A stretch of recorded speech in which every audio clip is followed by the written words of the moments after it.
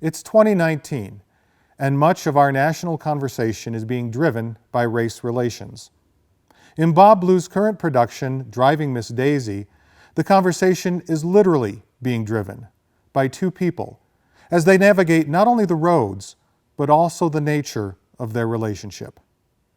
I'm Lenny Scovel, and this is Stages.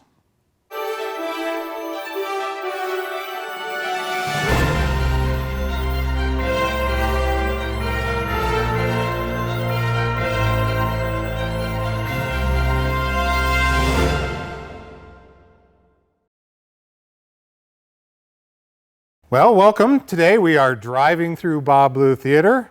Their current production is Driving Miss Daisy. I am here with the director in the back seat, Jeffery. Hello. And the set designer, Hanna. And we are talking driving. So, Jeffery, tell us about this play. Well, it's Driving Miss Daisy. That's pretty much says it all. Short synopsis, Daisy Worthen, 72 at the beginning of the show, not very adept at driving anymore. Her son decides to hire her a chauffeur, much to her chagrin. He hires a chauffeur comes, works really hard to finally get her into the car, and then off they go on their adventures together, and along the way find friendship and love in a time when an interracial couple wouldn't have had that as an option. Right, because you mentioned that the driver is black. Correct. And she is an elderly Jewish woman, correct? Yes. Yep, so both of them are familiar with being in marginalized communities, Absolutely. as it were. Do they, in the course of the play, is there dialogue around that similarity? Do they connect on that sort of level? They do on that sort of level. We have a couple of times one time in particular where the temple is bombed, that they have a very candid conversation about the type of people that would do that, and they come to the conclusion that it's the same type of person that would look down on an individual for being Jewish, would also look down on someone, for being black, and that it's the same type of people. And so they share that on a level, and I think that's when they really sort of connect. But I take it that that is not where their relationship begins. No. It's very cantankerous at the beginning. She does not want him around at all. She has a housekeeper that she tolerates, but she doesn't want another person in her house. She wants her privacy. She makes many comments about not being thought of as rich, or wanting people to think that she is a woman of means, and that if someone is there to drive her, that puts her in on another level that she doesn't want to be in. Right. She wants to be thought of as just your standard everyday lady of the South. Right. But there is, so there's various dichotomies that are going on. So one of them, of course, is that she is a woman of some privilege, and he is a man that has been searching for work. Yes. Right. So they've got that difference that they've got to overcome. I know that this play was written it came out in '87, I do believe, and the film was a year or two later. Film, of course, won an Academy Award for Best Picture. But our discussion around race relations has really evolved since that time. And I don't know, how does the play hold up in light of more current conversations that are taking place around race relationships in this country? Well, we talk about race relations differently now than we did in '87, but I think we're still in very much the same place we've always been. There's a line in this show that says, "Isn't it nice to see how things are changing?" And then Hoke's response is, "Things are changing, but all about much." And I think that we're still there in that not all that much portion of it. In the current climate and what we're seeing now, it's still very pertinent. The topic of this play is still very relevant today, in how we approach one another as groups, wanting to be inclusive but not exclusive. I think it's still very poignant. There are moments in the play that feel dated, but those moments that feel dated are in there to, I think, sort of tug at your heart and make you look at yourself, because Daisy talks many times about how she's not prejudiced. I'm not prejudiced, and they use that word instead of racist. I think if this play were written now, I'm not a racist would be uttered instead of I'm not prejudiced. Right. But she is, and we have to see that part of her character in order to watch her evolve and change so that at the end of the show, we are in love with her. And so, Roger, this is a unique set for this space. I noticed that the stage has been built up from the normal kind of floor level that it usually is in here. Talk to us about what's going on with this set design here. Well, that was the main thing, is we wanted to get up a foot and a half, because the whole play, almost the whole play, people are sitting talking in a car. And so if you come to a show at Bleu, usually people are standing and someone sits down a little bit. It's not a big deal. But for this show, it really would stink if you didn't sit in the front row. So we knew we wanted to get it up higher, and we knew we wanted to get it small, because it's a play, with 3 actors. It takes place in a number of different places, but mostly in a car. So we really wanted to take the opportunity to not use the whole vast space, and I think we're 13 feet deep at the deepest, which isn't very deep. No, it's not much deeper than most bedrooms, honestly. Right. Yeah. So it puts, it's funny, when we had our first audience, someone came to do the curtain speech and was standing in front of the audience and then made nervous remarks about how, I've never been this close to the audience. There is something disconcerting for people who aren't used to performing near an audience to be this close, but it really does let you get into the characters. It's something Jeffery and I talked about a lot was, we want this, in the end, the scenery goes away and you're watching the 3 actors do it all. And so we wanted to make sure you could really see the actors do it all, and that we didn't overwhelm it with technology. And then, so what's the purpose of the 3 turntables that are built into the...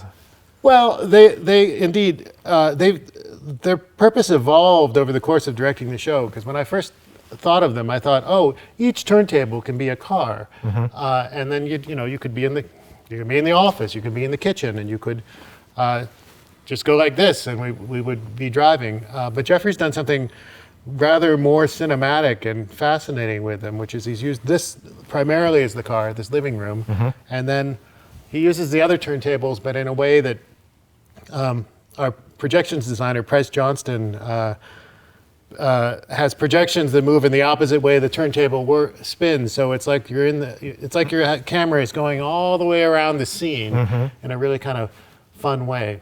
Cool. So Jeffrey, talk to me though about, so we think of plays as being action and as actors moving on motivation, right? It's the movement is informative of what's going on internally with them.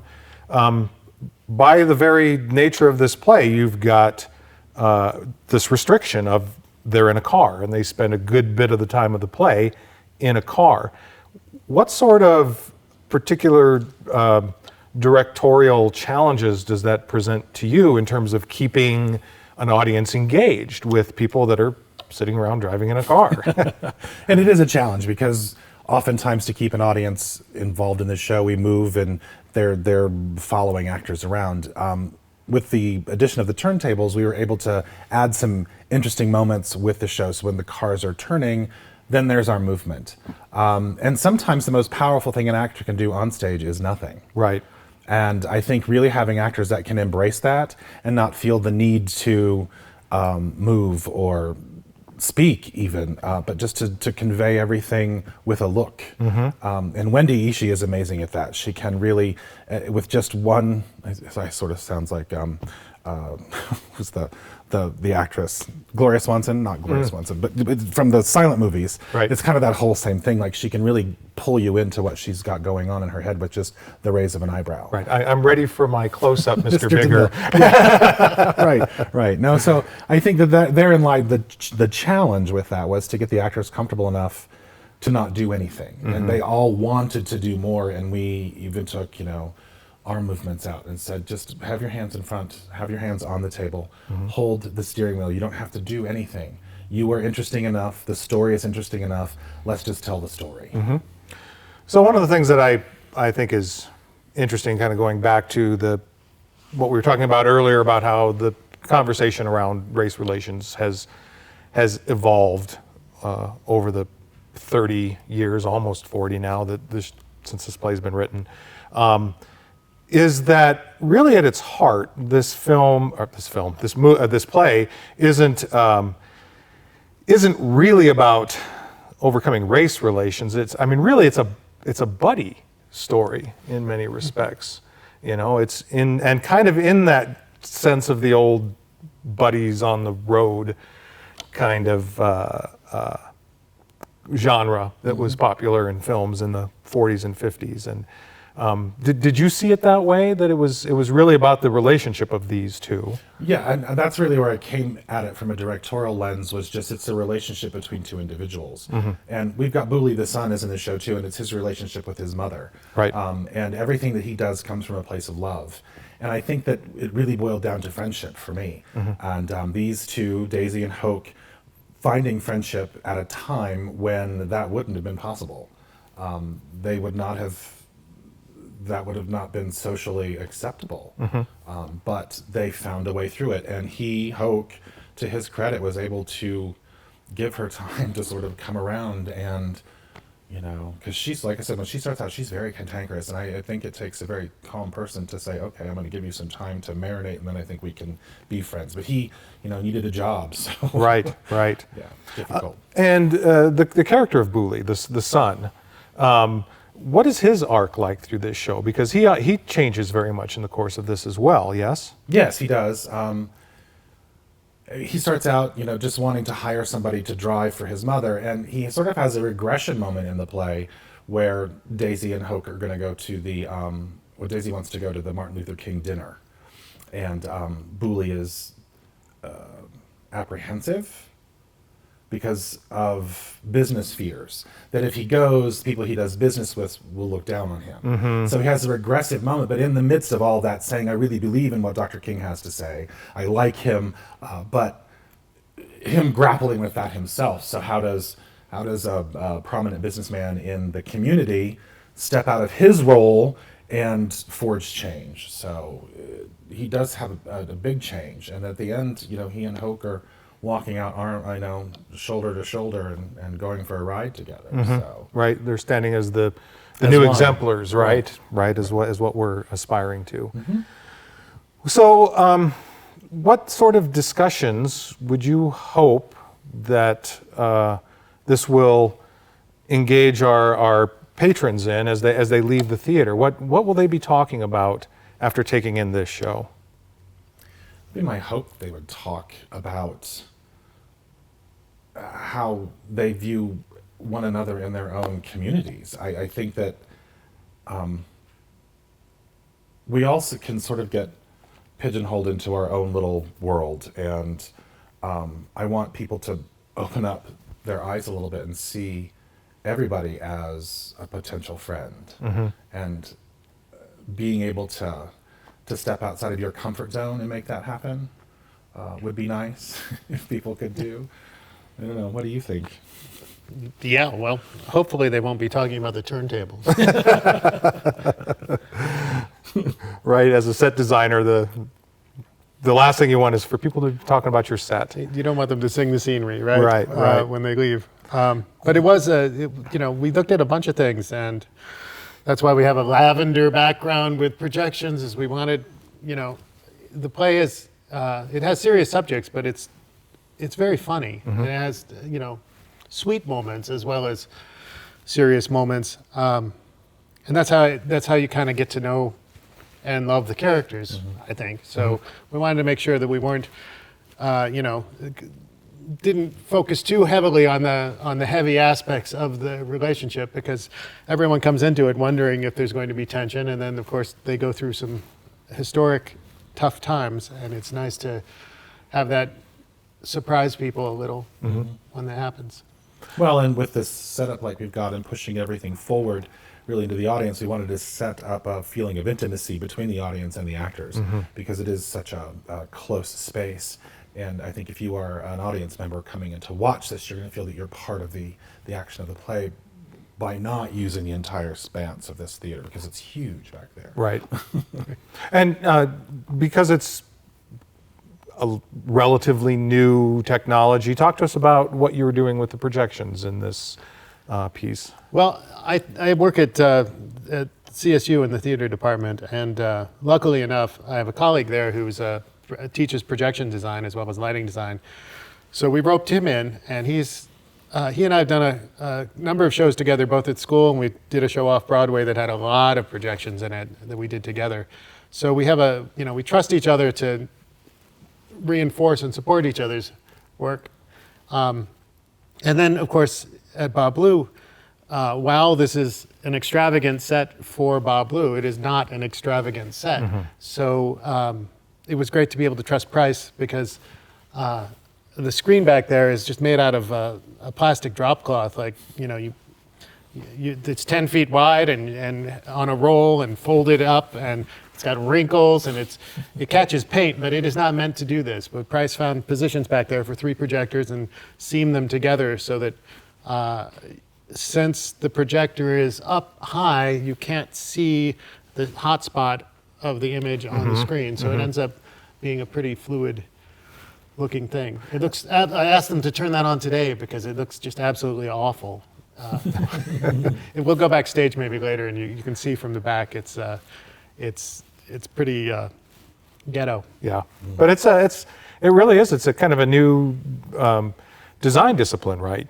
Doing the projection. Yeah, it's now a position in the design union. It's one of the things you can do. Is you can be sets, costumes, lights, sound, and now projections. Is considered a field. Fascinating. Well, we wanted the projections to really sort of enhance the mood. Was one of those things. I didn't want it to take over the show, but it's there, and I think people leave not realizing what they'd even seen. Because there are a few times I've seen the show many, many times, and each time I watch it again, I see something different with the projections. So it's lovely. And we talked about that. That's what was so great to get Price in, because we talked about early on how we've both experienced, I'm sure you've experienced, shows where there are projections where suddenly you're looking at dew on a 40-foot flower, and you're thinking, wow, how did they get that up there? That is so pretty, and you've forgotten what the play was about. Right. There were actors. Some important piece of information has just been given to you on stage, and it's completely gone over your head. Been overwhelmed by the projection. Right. So I think Price has done a great job with that, because for the most part, the projections they're not entirely static, but it'll be a view out the window and leaves will be blowing, or there'll be dust blowing around, but in a way that you get it without being captivated by it. And then they're more interesting when we go to transitions, when Wendy's going off to put on a shawl or take off a hat, and we're taking time to show that time has passed. Then the projections get a little more interesting. And when we're driving, that's the most fun. Those are the most fun. The car is moving, and then they turn, and the turntable turns, and then we turn with the projections. It's very fun. And you can always tell if anyone has made a mistake, because it either works perfectly, or you're like, oh, the turntable was 1 second too fast. Well, obviously it has to be very choreographed, right? Yeah.